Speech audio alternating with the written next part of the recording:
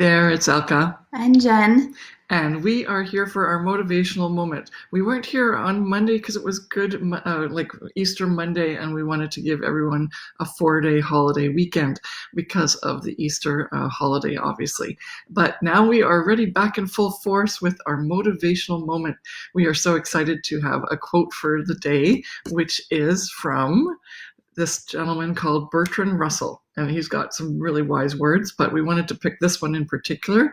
To be without some of the things you want is an indispensable part of happiness. Mm-hmm. And yeah, when you look at that, it's like, okay, it's in a bit of formal language. To be without some of the things you want is an indispensable part of happiness. Like today in our terms, we would probably say something like, you can't have happiness without also having loss or not happiness. And the point here for me, that interpretation and my interpretation is that you've got to be able to have a lack of something before you like truly understand how much that other thing made you happy, Mm-hmm. that you are now in lack of. Right? What do you think? Mm-hmm. I think that we've been speaking a lot about how we take for granted some of the things that we have during our everyday lives, and now that some of those things have been taken away from us, we realize that we have a loss of happiness, but that loss of happiness is actually the filler because we were truly feeling happy at one point, but we didn't recognize that we were happy. And this quote makes you realize that once we don't have something in our lives, then we realize that joy that something gave us, like going out for a walk or going to the restaurant or having, going to the movies or being able to be with our friends and family in person. And so it's not saying that this situation where we're having this lack of things is supposed to make you feel happy. No, it's supposed to make you realize that we have so much to be thankful for and that we should be happy all the time and recognize the things that are happening in our lives that do truly make us happy, even if we don't really recognize them at that point. And I like the part too where it's an indispensable part of happiness, right? Mm-hmm. It's a cycle, right? You cannot, and Jen said you want to be happy all the time, which is true because you should be happy with whatever you have, but it's part of the whole process to define what happiness Mm-hmm. is, right? You have to have that comparison. Otherwise, you can't say that you're happy about this because otherwise you have nothing to compare to. And that's when we get a little bit more dulled down in terms of what it is that we should be feeling happy for or feel happy for in general.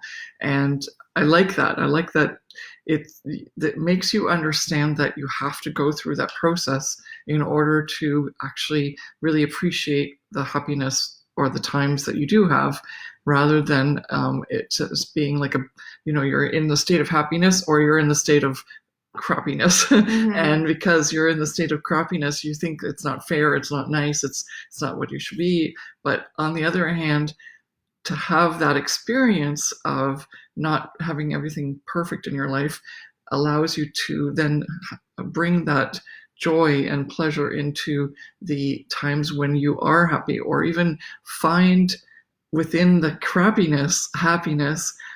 As you don't have to have anything change, you just have to have your perspective change, Mm-hmm. not the situation change. And then you realize I'm still happy about certain things. And you have to go through that to give that perspective. What do you think? Mm-hmm.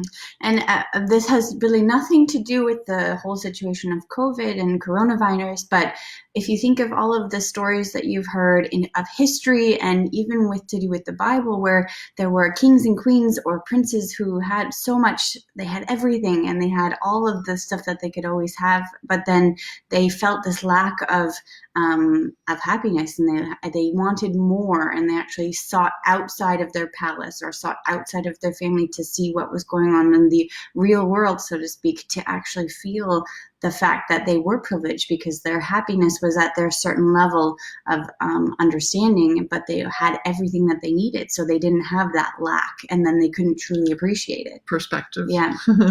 Yeah, perspective is everything. And allowing you to have that perspective makes you redefine what makes you happy almost. I think that's another way to look at it for me.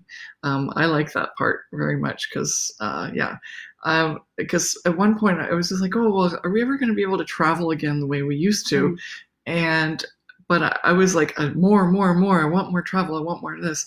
But I've actually already traveled quite a bit, and you can travel in more than one way, right? You don't have to travel specifically in person. You can travel, like, there's webcams everywhere right now that you can go and you can be in Bali, or you can be in Singapore, or you can be in we won't talk about the ones where things are going really badly right now in terms of countries, but things where you have the ability to still see things. Or, when we went to the museum in Paris, right, to the Louvre, Mm-hmm. we were like so many people there, and it was rush, rush, rush, rush, and trying to get to the Mona Lisa, that kind of thing. And then we realized that now the museums and they're all opening up their galleries or museums, so you as a person can see things uninterrupted Yeah. at your own pace, and for as long as you want, not just shuffled through in 2 seconds. We had such a great time at the Louvre, but on the other hand, it was within like half an hour. We traveled across Well, the world. we went with a group too. It was a tour guide, so we didn't Yeah, have the ability to be on our own. But I remember the Mona Lisa. Everybody thinks that it's a big painting, myself included. So yeah, when we got there, it was this tiny little thing, and I remember there were so many people lined up to take a photo 20 that deep, I 30 had to deep. take my cell phone out or whatever I was trying to do. And yeah, I took a picture, and in my picture, the Mona Lisa is this tiny little thing. Yeah, And as you said, now you can look them up online, and there's all these aquariums and all these zoos that are having webcams as well, and they you can watch the fish and you can watch the dolphins and the penguins, or even the tigers, or whatever type of animal there, so that you can have them right on your screen and you can look at them whenever you want. yeah, And so the world, even though it seems a lot further away or much more further apart than it was before coronavirus, we're actually becoming so much more connected online and doing things virtually. And so I think that what this quote really gets me thinking about is the fact that you have to realize that some of the things that we're speaking about, the webcams and going to the museums and the zoos, we were there, we were experiencing that, and we were happy at that point in time. But I don't think that we were appreciating the whole thing, right? yeah. But also, And we can redefine happiness. And like I was saying, okay, I can't be happy until I'm back there. Whereas I could be yeah, happy because I'm still having the same experience, just in a different way. Yeah, yeah, yeah, that's what I wanted to say. But yeah, so if you resonate with this, then comment in the comment section, because I think that we're all feeling yeah. a lot like this right now. That we realize, oh, I can't wait to go travel. I can't travel again. I can't Yeah, wait to everything's on have my hold. my Yeah, favorite meal at my favorite restaurant, or I can't wait to give my loved ones hugs and kisses again. And I've seen so many quotes or things going around on social media that says, when this is all over, we will love harder, we will act, we will be friendlier, we will appreciate more. So it's all in the future, right but now we right can do now this. we can do that Yeah, too. yeah. And so let us know in the comment section what you think and what your take home is of this quote, because I think it's very, very present. Okay, thanks so much for watching. We'll see you again. Bye.